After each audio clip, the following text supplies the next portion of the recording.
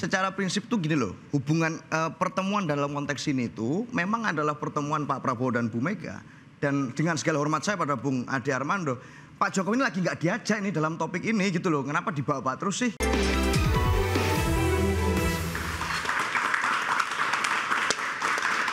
Mas Eno, saya mau minta klarifikasi. Apakah benar dari PDI Perjuangan meminta Pak Prabowo jika ingin bertemu harus meminggirkan peranan Pak Jokowi? Ya saya rasa sampai hari ini tidak ada permintaan-permintaan khusus apapun. Baik secara langsung dan tidak langsung ya? Secara langsung tidak langsung, bahwa sikap politik partai sudah clear. Bagaimana sikap kami tentang Pak Jokowi itu kan sesuatu yang saya rasa tidak perlu tarik ulur? Didiskusikan lagi. Artinya kami punya kritisisme pada hal itu.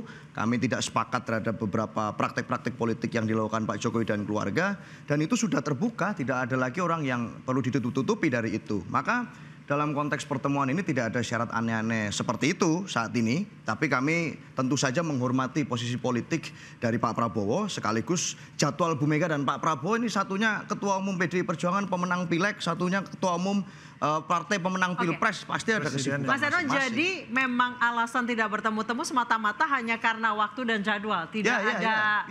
Hanya masalah teknis jadwal pengaturan, karena yang pasti kami sudah menyampaikan bahwa di dalam kongres partai yang akan terjadi beberapa bulan ke depan kami akan mengundang Pak Prabowo. Artinya kalau mau cari tanggal yang paling pasti ketemunya kapan, itu udah paling pasti tuh. Pasti ketemu pada waktu itu. Tuh katanya tinggal jadwal, nggak ada jual mahal. Ya, seperti itu. PDI sudah menyatakan keinginan dari Pak Prabowo sudah seperti itu disampaikan, proposalnya sudah disampaikan, sudah disambut dan sudah di make sure. Berarti sebenarnya tinggal ngelok tanggal aja dong? Ya ngelok tanggal. Ya kalau setidak-tidaknya kan di Kongres bisa ketemu kan? Ya kan setidak-tidaknya seperti itu. Tapi nggak ada makan siang nasi goreng nanti kalau di Kongres? Iya di Kongres kan bisa disediakan atau bisa kita buat ya kan, Bu Mega masak nasi gorengnya pada saat Kongres, ya kan disediakan ke Pak Prabowo ya kan seperti itu. Tapi kalau misalnya PDIP meminta agar Pak Jokowi dipinggirkan, bersedia nggak sih Pak Prabowo? Saya rasa Bu Mega sendiri tidak akan mensyaratkan hal seperti itu.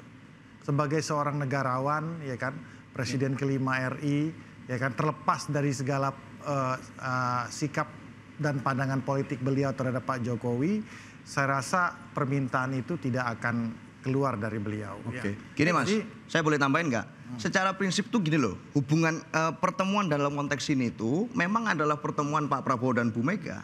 Dan dengan segala hormat saya pada Bung Ade Armando, Pak Jokowi ini lagi nggak diajak ini dalam topik ini gitu loh. Kenapa dibawa-bawa terus sih? Kita hari ini fokusnya adalah bagaimana Bu Mega dan Pak Prabowo ini dalam konteks merajut hubungan, apalagi menindaklanjuti rasa terima kasih kami pada Pak Prabowo yang meluruskan sejarah tentang Bung Karno. Poinnya di situ sebetulnya. Baik, saya ke Bung Ade. Bung Ade, menurut Anda tidakkah tanggal yang nggak match-match ini bukan hanya sekedar teknis tapi memang ada tarik ulur soal itu?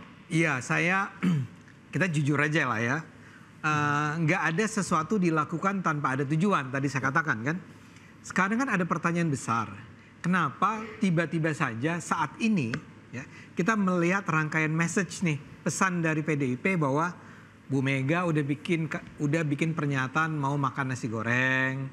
Kemudian Pak Saleh Basarah ya?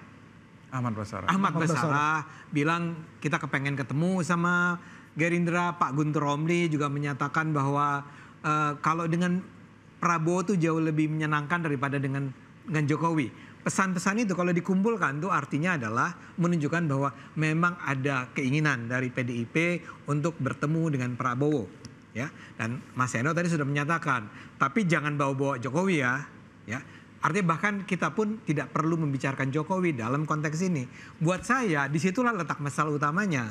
Ya, kenapa tidak kelihatannya sampai sekarang masih sulit bagi kedua kubu untuk bisa bertemu dalam sebuah makan siang atau bahkan dalam sebuah acara formal mereka berdua.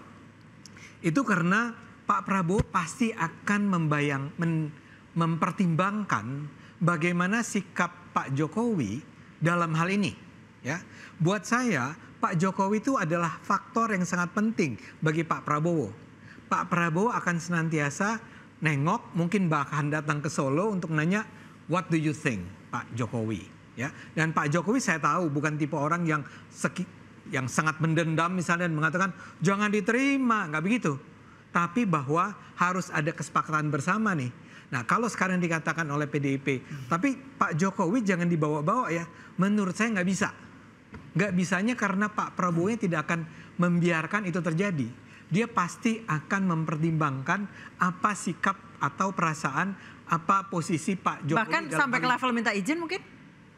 Barangkali kata minta izin janganlah ya. Okay. Kan biar gimana pun presidennya kan Bukan Pak Prabowo. minta izin mungkin kulo nuwun. Kulo nuwun barangkali. Yang presiden Pak Prabowo loh. Iya. Pak Jokowi Kulo nuwun bukan mungkin lagi bahasanya. presiden. Tapi dia seperti orang yang didengar pendapatnya oleh Pak Prabowo karena perjalanan memang hubungan antara Megawati dengan Pak Prabowo itu jauh lebih awal dulu kan. Sampai ada batu tulis segala macam. Tapi sebentar, sedikit lagi. Hubungan antara Prabowo dan Jokowi sejak 2019, kita abaikan 2014, kita bicara dari 2019, itu luar biasa dekat. Luar biasa hubungan yang saling menghargai, saling mendengar. Jadi saya rasa tetap biar bagaimanapun faktor Jokowi harus menjadi pertimbangan penting dalam hal ini. Silakan Bang Emrus. Baik, saya kira apa yang dikatakan Bang Ade Armando perlu kita tanggapin begitu ya. Dan artinya bahwa Prabowo akan ketemu Pak Jokowi, what do you think gitu ke Solo seperti itu. Justru kalau itu terjadi, Bang Ade Armando mendowngrade Prabowo sebagai presiden. Harusnya Pak Joko Widodo yang datang menemui Pak Prabowo karena dia presiden kita. Sekarang Pak Jokowi kan udah kembali seperti kita. Gitu ya, paket biasa. Udah masa lalu gitu. Dan kemudian saya terus terang mengatakan bahwa bagi Prabowo lebih penting PDI Perjuangan bagi mereka dibanding sosok seorang Jokowi pada kondisi sekarang. Berarti benar ada upaya membarter antara pengaruh Jokowi, kalau kemudian Jokowinya lepas baru PDIP masuk gitu? Saya kira belum tentu membarter tentang hal itu. Karena apa? Karena ketika pertemuan itu tidak terjadi, bisa saja ada hal-hal yang harus disepakati, tidak sekedar waktu. Tapi ada layar-layar tertentu untuk mempertemukan kepentingan-kepentingan mereka. Sehingga ada saat tertentu nanti. Biasanya misalnya pertemuan antara dua kepala negara misalnya. Sebelum pertemuan dua kepala negara ini kan sudah ketemu diplomat atau katakanlah Kementerian Luar Negeri. Atau Menteri Luar Negeri, demikian halnya. Jadi ada mediator-mediator untuk menemukan suatu kesepakatan-kesepakatan. Namun yang perlu saya tanggapi bahwa saya pikir tidaklah tepat ketika memang Pak Prabowo meminta kepada Pak Jokowi, gitu ya, dari sudut posisi sekarang sebagai presiden dan juga dari segi usia, Bang, bahwa Prabowo lebih senior loh daripada Jokowi. Artinya ini masalah marwah yang harus dijaga ya. Apa tuh? Masalah marwah yang harus dijaga. Betul. Jadi oleh karena itulah saya berpendapat bahwa ketika pertemuan ini tadi kita bicarakan adalah bahwa Megawati atau katakanlah PDI yang minta, menurut saya dalam suatu dialektika komunikasi itu saling membutuhkan kok. PDI maupun Prabowo ingin ketemu, dua-duanya saling membutuhkan. Bukan berarti yang satu lebih membutuhkan daripada yang lain. Saya andaikan ada pertemuan, ada kesepakatan politik antara PDI, Megawati dengan Prabowo, Prabowo juga diuntungkan, demikian juga diuntungkan PDI Perjuangan. Jadi dua-duanya sama diuntungkan. Karena bagaimanapun Pak Prabowo harus berpikir, melihat bahwa jangan sampai ada kekuatan dua matahari kembar. Dengan masuknya PDI Perjuangan, meredupkan matahari yang kembar ini, gitu ya, kekuatan politik tertentu. Oleh karena itu bagi Prabowo tidak sekedar hanya mempertemukan, juga menyeimbangkan bahwa jangan sampai ada power yang merasa berjasa ketika Pilpres kemarin. Kenapa? Karena dia sudah jadi Presiden Republik Indonesia. Tentu harus mengabaikan semua kepentingan-kepentingan yang memberikan dukungan demi untuk kepentingan rakyat. Artinya Prabowo lebih mengedepankan rakyat daripada tanda kutip balas jasa kepada kekuatan-kekuatan tertentu.